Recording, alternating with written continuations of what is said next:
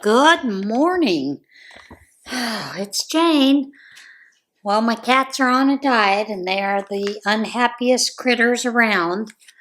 Of course, they think that I am purposely starving them to death, which, I probably could be, but they're going to survive it. Anyway, I have a bunch more of these smaller balls and things that I need to wind up into cakes. So I thought I would do that and talk with you a little bit while I'm doing that, because why not, right? Um, just thought I would tell you I have one more round of shout outs to film for this month, and then I think I'm going to take a break for a little bit. I will still collect, channels and things as I see them to add for shout outs. I just may not be filming as many. A lot of that is in preparation for the move. I do have the back wall. I do have that wall completely packed up. I do have to break down the little shelving unit there. It's one of those clear ones that's made for that kind of thing. So I need to break that down and package that up, get it ready. The other rooms are pretty much ready to go. I do have a couple of things I do need to go through in some of those rooms just because they need to be taken down, gone through, that kind of thing. So, yeah, that in itself is a lot of fun. I'm also going through a lot of things. I have got most of Thomas's things packed up and ready to go on to their next home. And that was something that had concerned me a little bit because, he put a lot into his research, that kind of thing, and I'd hate to just put it in a dump somewhere.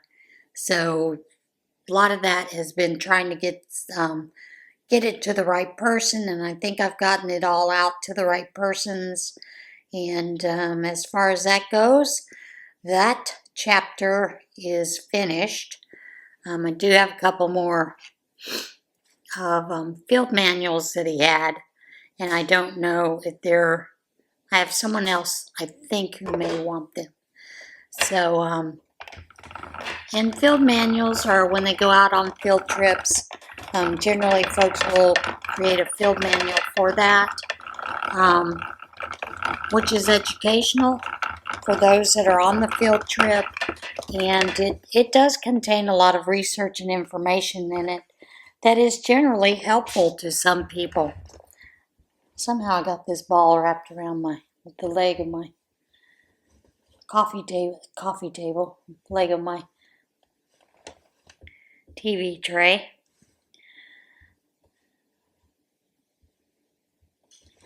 Lord knows that's easy enough to do. But yeah, that has been a lot of interesting going through some of those, because some of those field trips I was on with him as well as all the students, and I do have a couple of the students who did want it. So some of them have gotten the field manuals that they had wanted, and they're perfectly happy with those, and that's fine with me,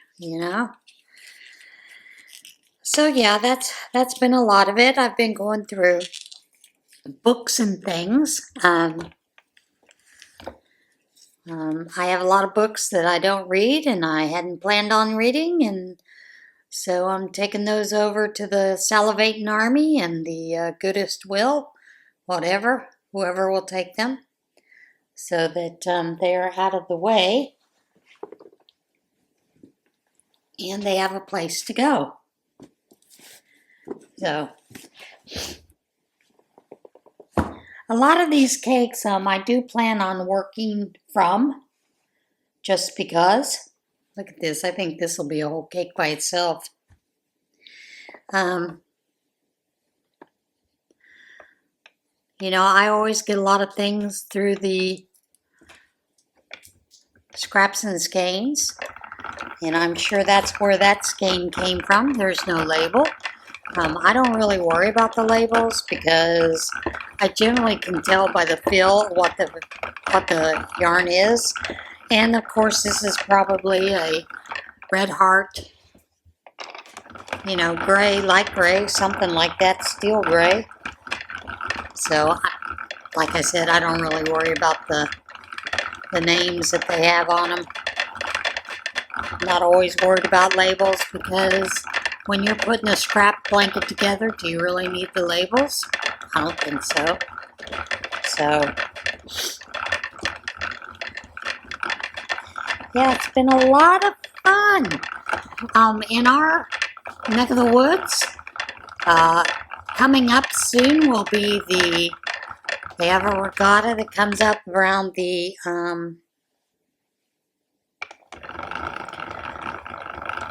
Labor Day, but then before Labor Day, they also have what they call River Fest, and I believe they're getting ready for that, and they also have boat races during that time as well. But the road to the main park, where most of the campers are year-round, they are not there this year, simply because there's been a lot of construction on that road there, so campers cannot get put in place. And in Pennsylvania, a camping spot, you normally pay for that years in advance, and you pay a yearly fee, and you have access to your camping area, you know, throughout the year, and you have to maintain it, take care of it, cut the grass, that kind of thing. So I'm sure some of those folks that had those river lots are not too happy that they're still having to maintain that when they don't have any access this year at all. But yeah, it's been interesting, you know, to see that kind of thing.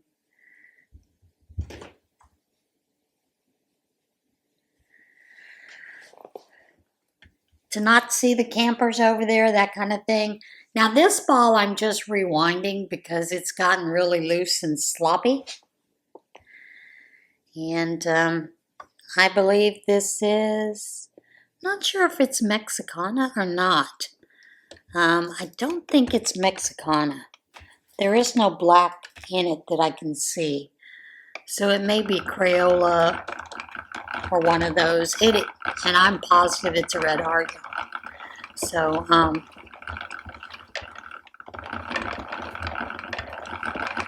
yeah, and I do that sometimes when balls get exceptionally loose and they get too crazy and that kind of thing. I think I told you I'd put the cats on a diet.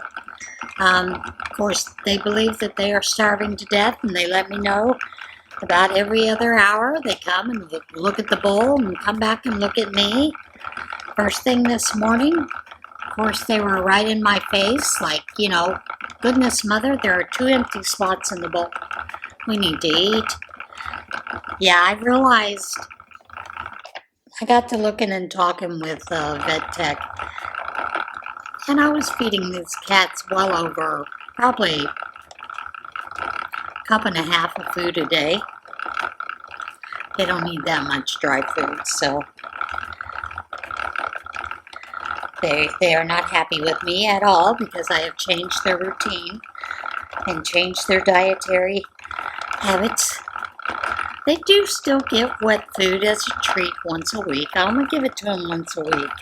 I don't do it on a daily basis, simply because it's expensive. I mean, I don't remember when cat food was that expensive, wet cat food. And even using some of the cheaper cuts, you know, the cheaper, like Walmart's brand, that kind of thing, it still can be kind of pricey, you know, feeding them every day like that. So, yeah, like I said, they're not too happy with me at the moment, but they'll survive it. They'll make do. They're not starving to death, I guarantee you that. My cats have gotten kind of chunky. Izzy especially. She has a gut on her like you would not believe. And I know that happens after they're spayed and neutered, but I really thought it would be years in the making. And I hate the thought of them, being sick, getting diabetes because their human was irresponsible in meeting their needs. So, yeah. And of course, they're having a blast with me bringing boxes and totes things in, going through them and packing things up. They think it's playtime. So they're having a blast with that. They didn't enjoy the realtor, though. They have gotten used to being me being the only human that they are around. So as a result of that,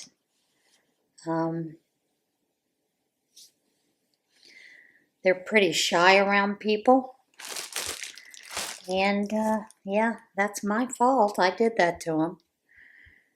I don't have a lot of people over. And I'm not the type to be a social person and to have people in my house all the time. Never have been. And I think some of that came from, Thomas wasn't the type of person where he wanted a lot of people in the house. So I kind of got used to that. I mean, we've been together 30 years, so I'm assuming that's why I don't appreciate a lot of people in the house with me.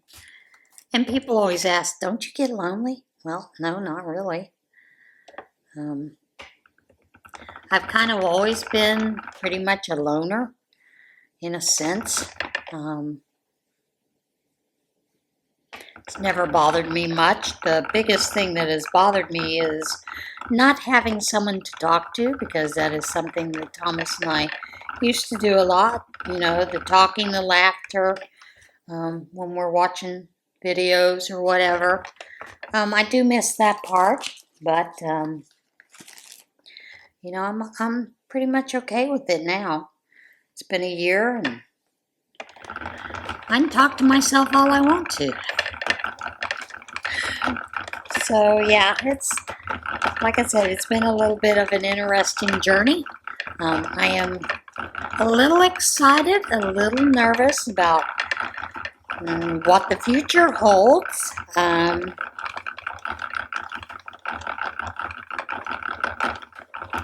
But I'm going to look at it like an adventure. I was always the type of person that when the kids and I were out driving around doing those kind of things, we would pull off and see different things just because it was there. And so that's the way I'm looking at it. It's going to be a new adventure. And we'll see where it leads, that kind of thing. I have a friend that told me the other day when I told her that, that I was selling the house. She said to me, "You're not moving far from me, are you?" I said, "I don't know. I don't know where I'm going yet." That's to be determined.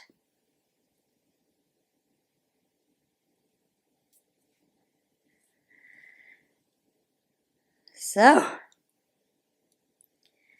and, I still continue with the bamboo wars out there, and that occupies a lot of my time too, and caring for 2 crazy cats kind of helps a little bit there too. Keeps you on your toes. And believe it or not, I still have a lot of activities that I do. I manage a couple of pages for a couple of different groups on Facebook, which that was kind of interesting, when when I was going through that phase with Facebook where I couldn't post anything or share anything, because I was unrestricted, because I'd done something that apparently went against their standards. And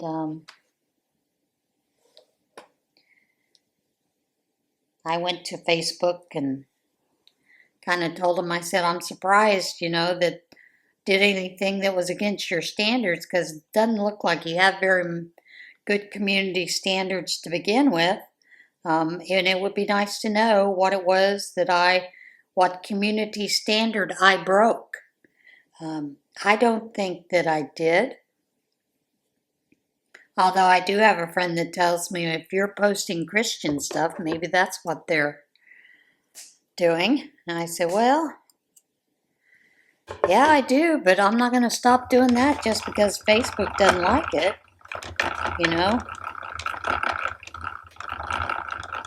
Facebook needs to get a little grip there. They always talk about fairness and inclusivity, so they need to practice it, I suppose. But,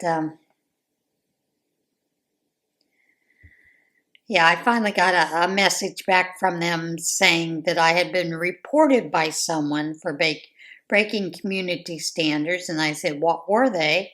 And they had basically stated, well, and I will tell you, pretty sure this came from the hacker, from the scammer, that I had been posting pornographic videos and pictures. And I said, did anyone bother to see if it came from this IP address? And when we got through going through it, they realized it was coming from an IP address in Nigeria. So they removed that restriction. I did get an apology from them. I was a little surprised at that because I didn't expect one. But, it did upset me a little bit that they're claiming that I was doing that when I knew I wasn't. So sometimes you got to dig deep to find out how to get a hold of Facebook to determine what's going on. And Facebook, quite frankly, they have an issue that is going on. I've seen a couple of people talk about, when you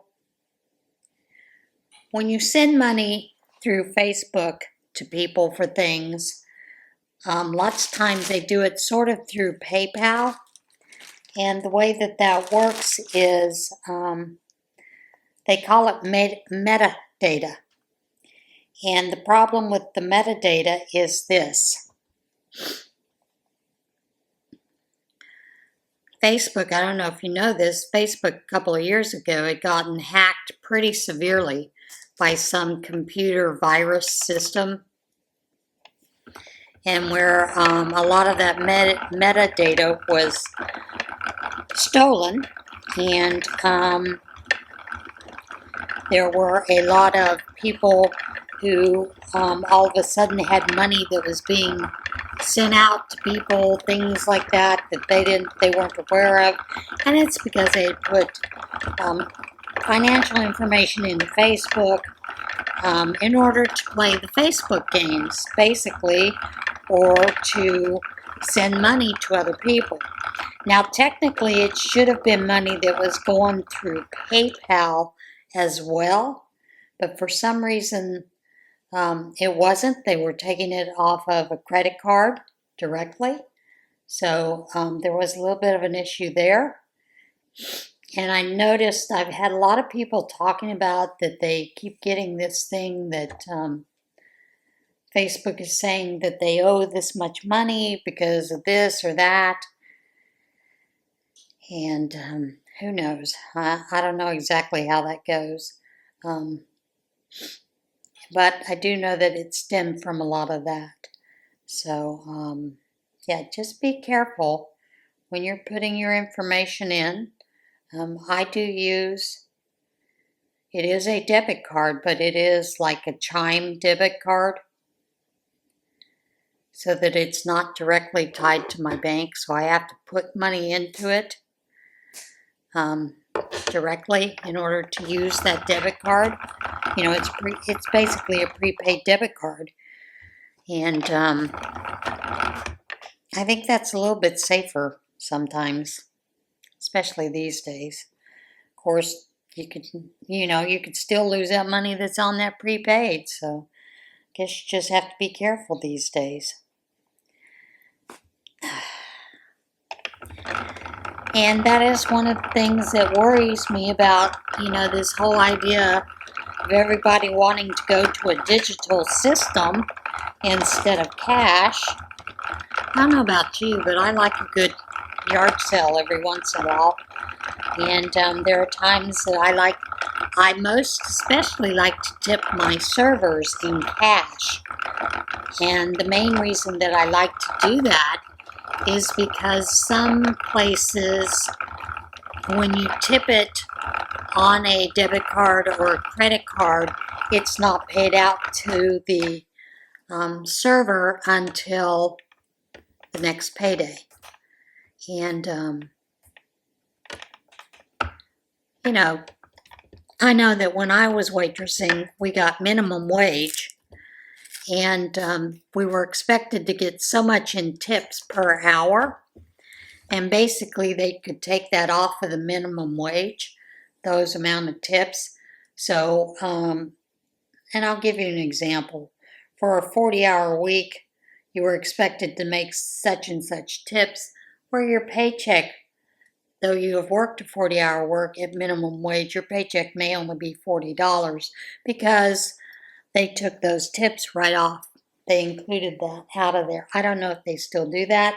I do know that a lot of states allowed that for the longest time.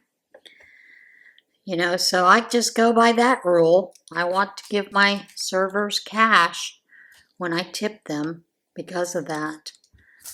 Now, being on a ship, when we did the cruise, did that a little differently. You are expected to tip your steward, and you really should tip your steward at the beginning of your cruise and at the end of your cruise. And so my sister and I made sure that we tipped our steward well, and they took care of us. I mean, because I have to ice my knees each night before I go to bed, so I don't have a lot of hip pain, leg pain, and that is because I have that birth defect where my kneecaps do not sit on my femur correctly. And so because of that, I needed ice each night. And we have provided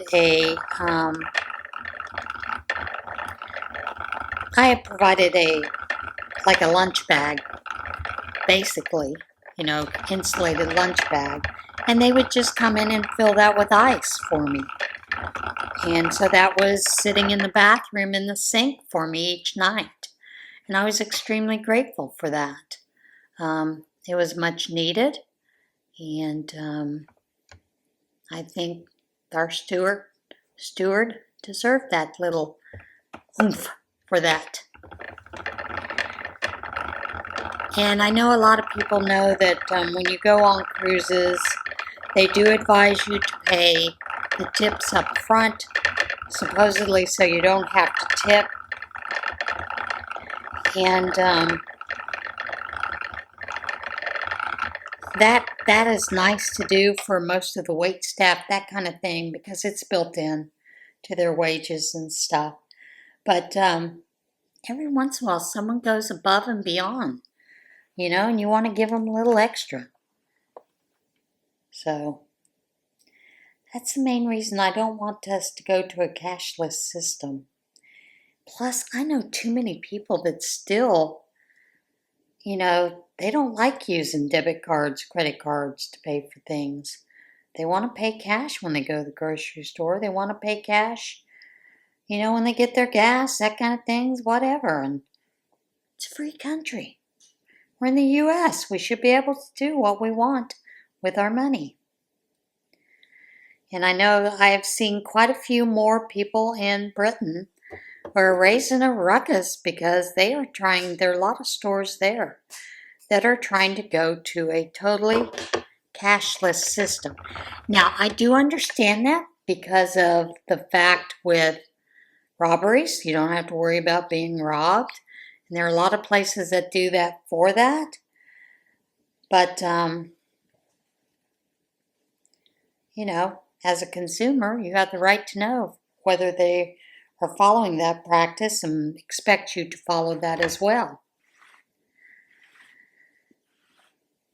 I'm combining cakes here, so gotta pull out the guts of it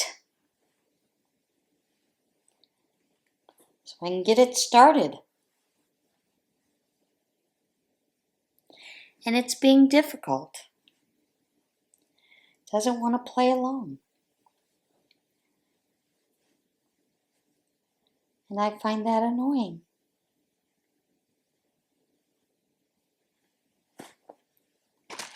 There we go.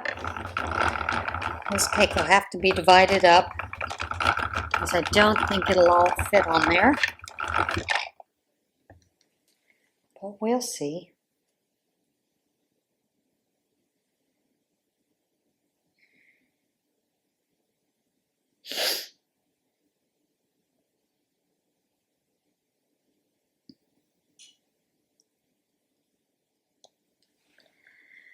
I have seen quite a few people who are doing a lot of hats right now, and that's fantastic.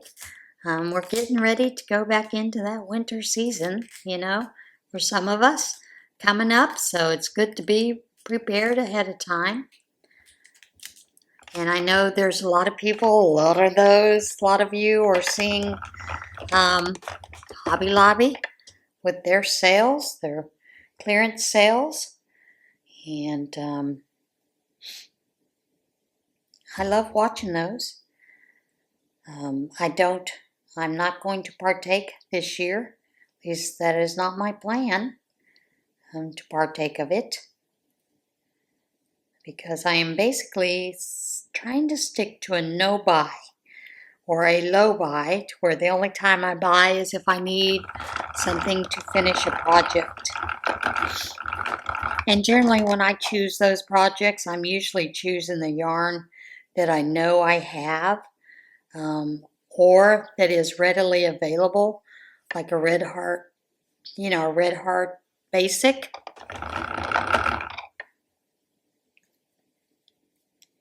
Even a mainstay basic color.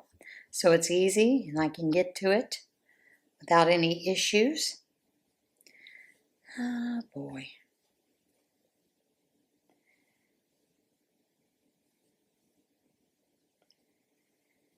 Don't you love it when things get tangled up?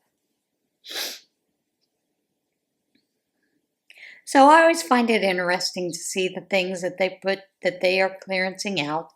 And generally when they clearance out, they're generally clearancing out things that they're either discontinuing or a color that is being discontinued. Which sometimes that saddens me. And I do love Hobby Lobby. I love their yarn. It is so pretty, so soft. For the most part, every one of them have been soft that I have gotten in the past. The colors have been pretty decent. The only issue that I have with them lots of times is they're variegated. Sometimes they do not go with their basic colors. Sometimes you want to get a variegated yarn and you want to mix it with one of their basics, and you're sitting there trying to figure out what goes with it. And like if you've gotten, some of their reds that are their prints, those kind of things, variegated print colors, they don't go lots of times with a lot of their color palettes. That is the only thing that I find annoying about Hobby Lobby. And I don't know if they do that consciously or if they're just not concerned about it because they figure people don't care about having, things match. Although some of us do. But, yeah. Kind of ran over the time for my camera, didn't I? just a chitter-chatting away. And yeah, I'm going to continue to do these balls and wind them up, get them out of the way. So yeah, I've been enjoying doing this. I do find this almost as therapeutic as sitting and crocheting, or knitting.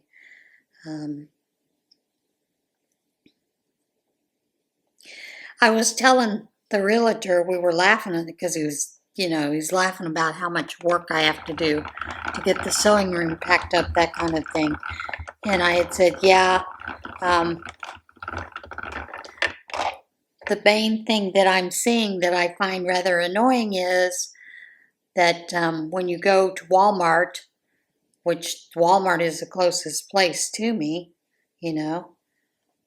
box store, I can't get a lot of yarns because, a lot of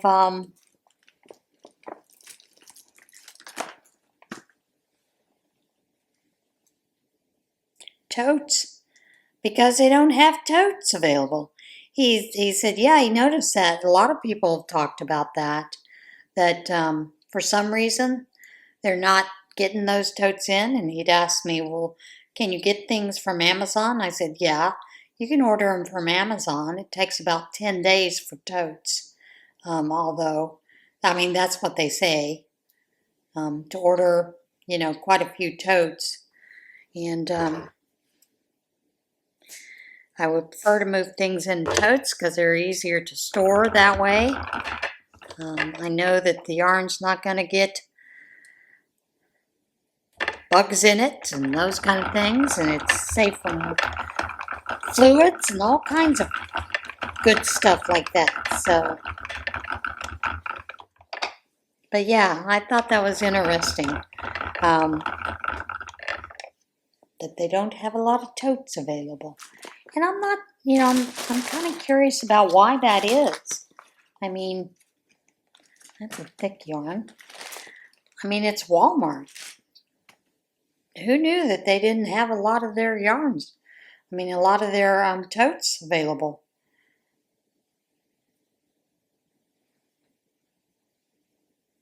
That's a thin.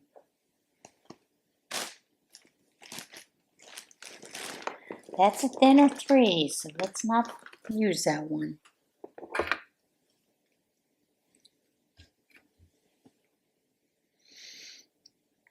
So, yeah, that's kind of what I'm looking at. And they were out of boxes, so I couldn't even purchase boxes to put things in.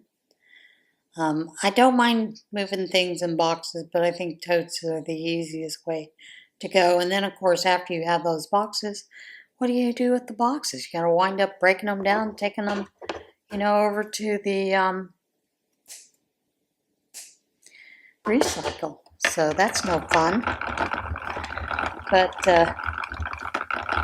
yeah, it's been interesting, and finding things that I didn't realize I had. I found a Polaroid camera that was 3.2 pixels.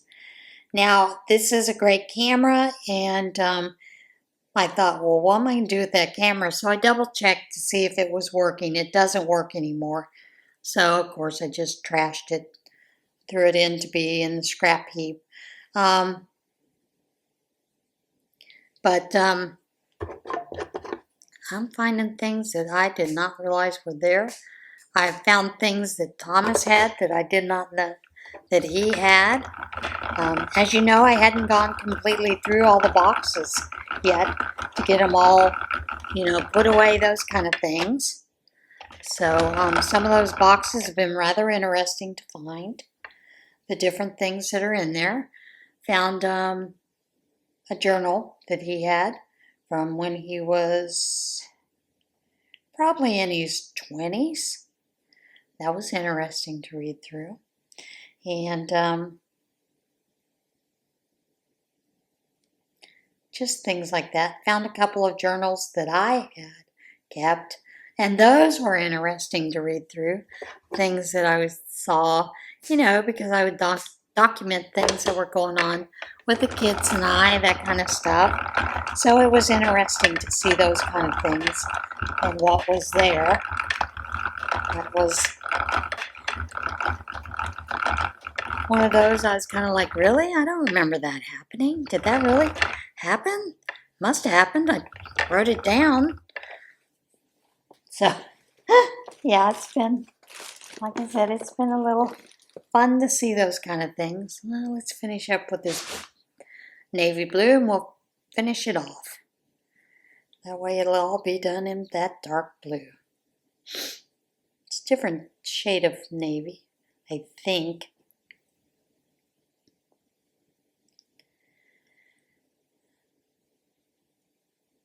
And I don't know if many of you are what they call minimalist, but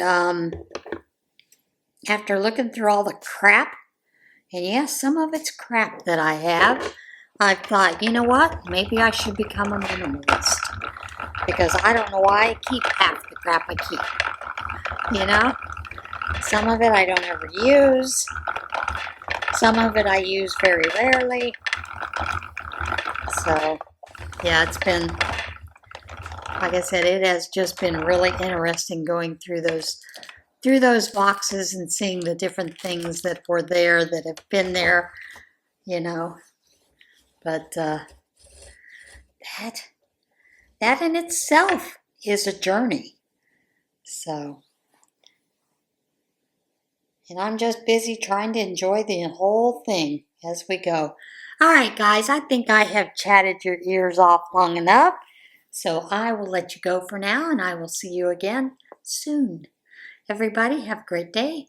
And remember, be a little kinder to yourself. Be kind to one another. See you guys soon. Bye.